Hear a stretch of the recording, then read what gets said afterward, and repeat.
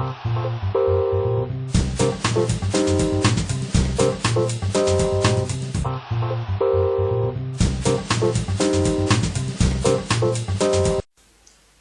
à tous et bienvenue sur votre assistante, le blog.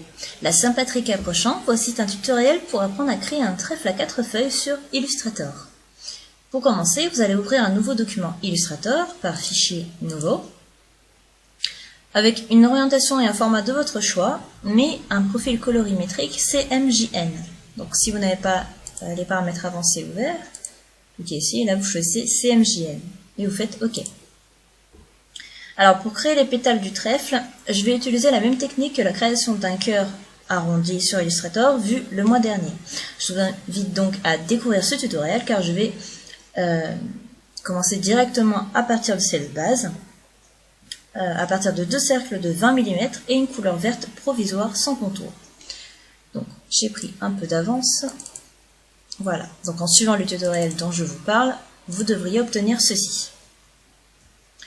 Donc, une fois votre cœur terminé, vous allez sélectionner avec l'outil de sélection et aller dans le menu Objet, Transformation, non, pas aller trop vite, Rotation, et vous allez indiquer un angle de -90 degrés.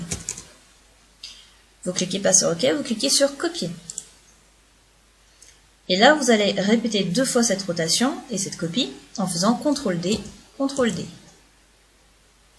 Vous allez, sans cliquer ailleurs, vous restez sur ce dernier cœur, vous allez retourner dans le menu Objet, Transformation, Déplacement.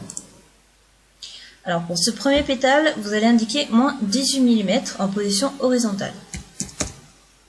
Donc -18 mm c'est par rapport à la taille du cœur. Alors bien sûr si vous avez fait un cœur plus grand avec 2 cercles de 20 mm, il faudra adapter.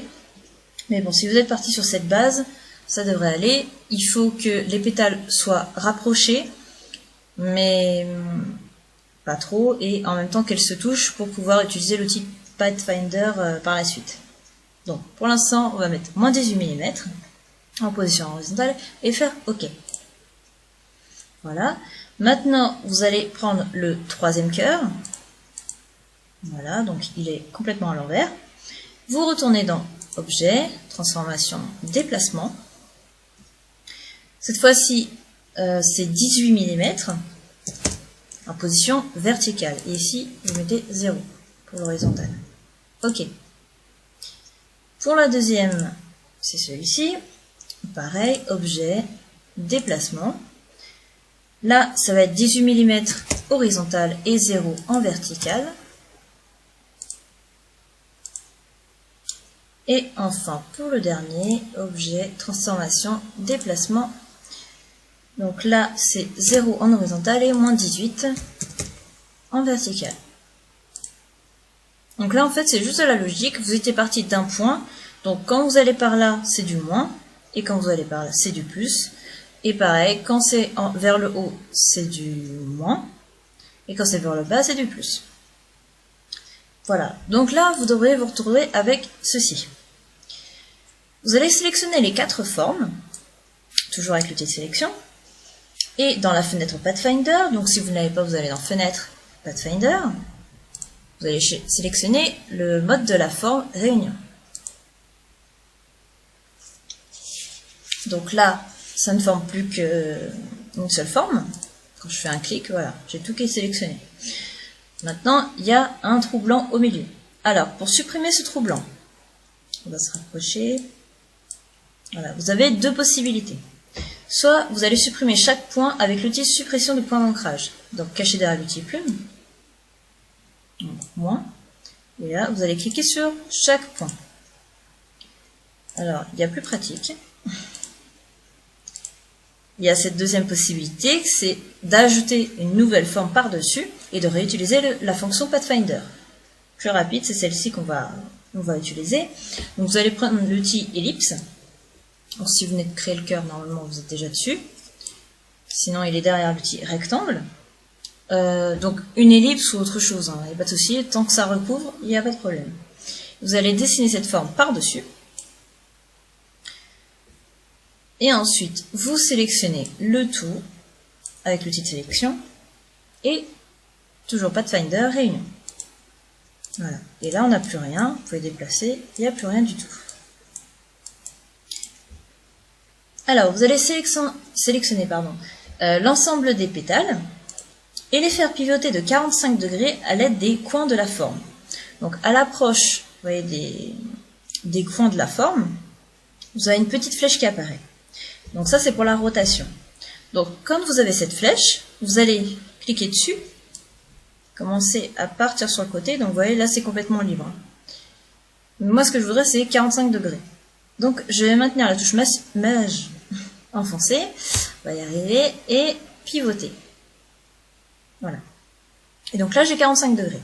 Si je continue, vous voyez, bah là, elle reprend sa forme parce que c'est assez symétrique comme forme. Mais voilà, sinon ça fait 45 degrés, c'est comme ça. Je lâche la souris, je lâche la touche.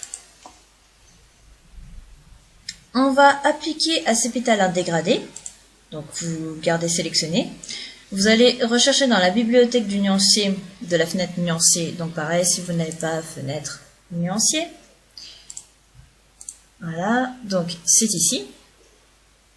Et donc vous allez dans dégradé, feuillage, vous cliquez dessus.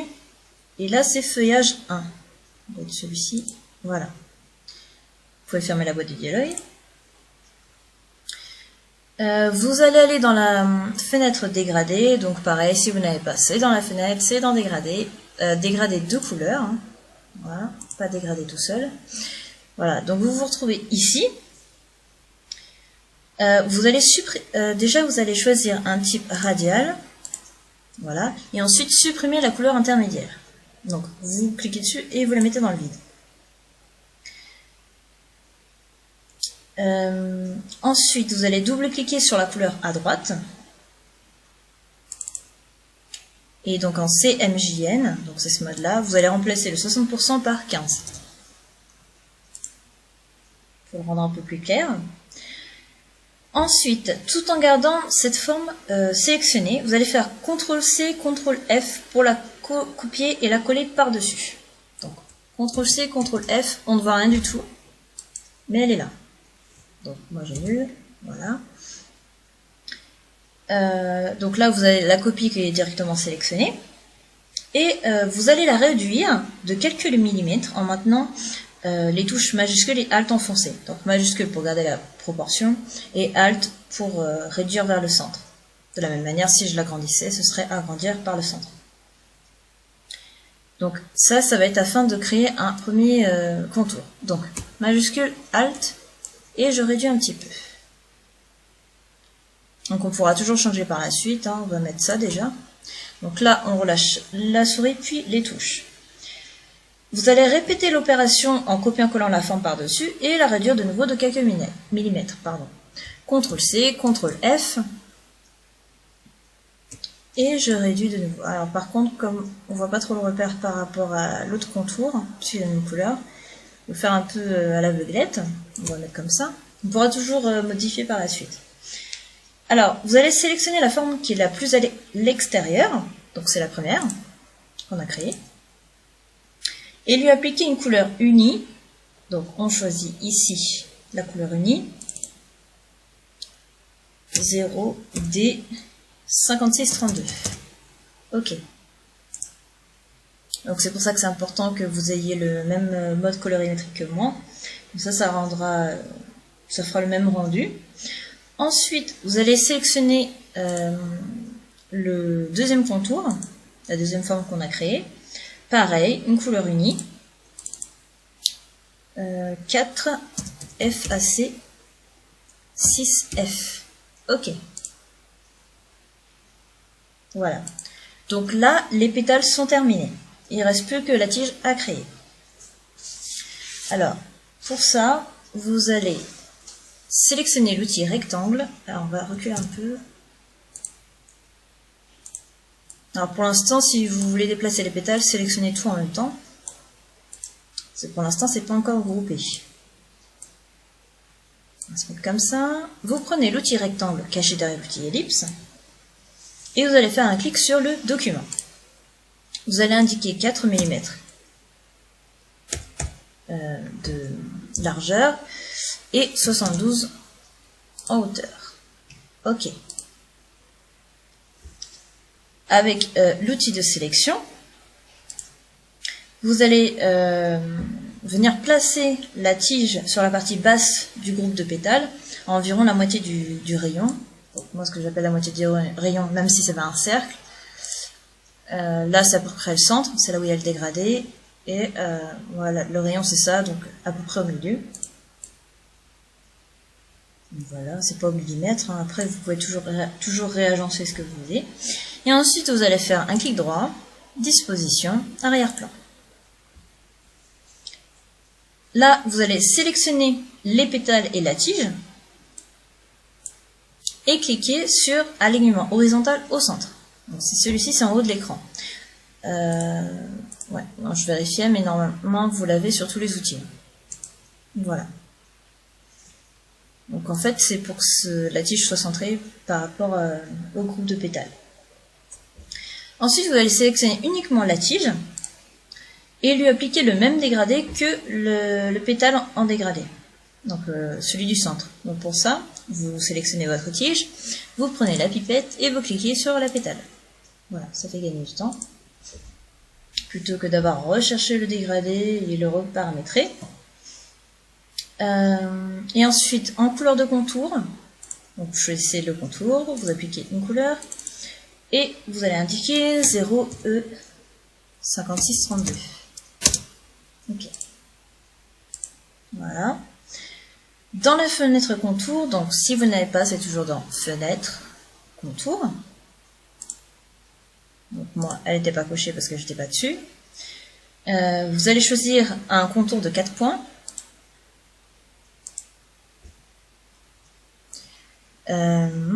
Et un angle en sommet arrondi. Donc, pour l'instant, ça va pas bien se voir, mais quand on va toucher aux tangentes, ça va se voir. Donc, vous allez vous rapprocher avec l'outil loupe, parce que ça va être là la partie la plus délicate. Pour l'instant, c'est assez simple. Hein. Il n'y a pas de raison qu'on n'ait pas la même chose. Vous allez prendre l'outil conversion de point d'ancrage, donc caché derrière l'outil suppression de point d'ancrage. Et pour les deux points du bas et le point supérieur gauche, donc le point supérieur gauche il est derrière, mais on le voit, hein. Et ces deux points, il va falloir faire en sorte de placer les tangentes de cette manière. Donc, moi je commence par là. Alors si vous faites un clic et que ça vous supprime les tangentes, il suffit juste de faire CTRL Z pour revenir en arrière. Donc, ça doit être comme ça. Et celle-ci,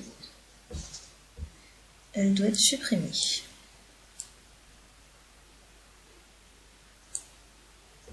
Donc là, c'est pour que vous ayez la même forme que moi. Bien sûr, vous pouvez faire autre chose. Hein. Moi, j'ai fait plusieurs tests et j'ai vu que les tangentes de cette manière, ça donnait une bonne forme. Alors, je vais essayer de faire pareil. Vous voyez, si je clique là, ça supprime. Je fais CTRL Z. C'était juste pour faire apparaître mon autre tangente. Peut-être ça rapprocher.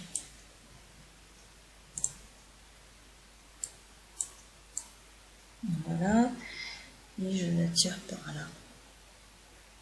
Donc là, c'est juste pour faire à vue de nez.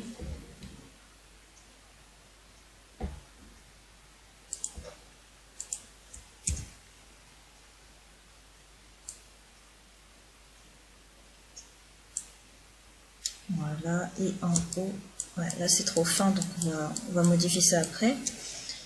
Et là, qu'est-ce que j'avais fait? Oui, c'était pour tirer, pour rendre un peu moins fin, je crois.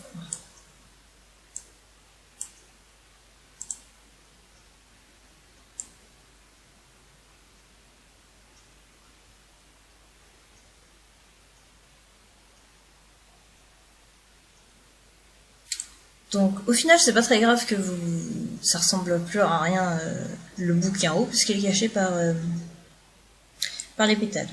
Donc voilà.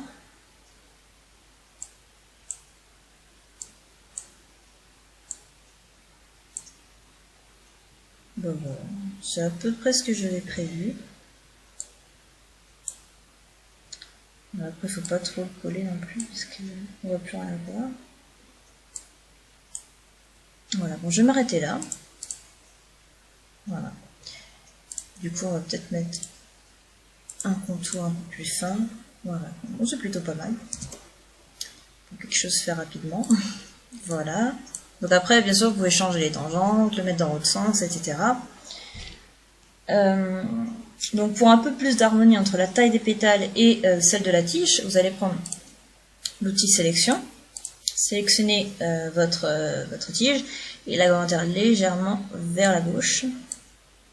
Voilà, c'est un peu plus harmonieux.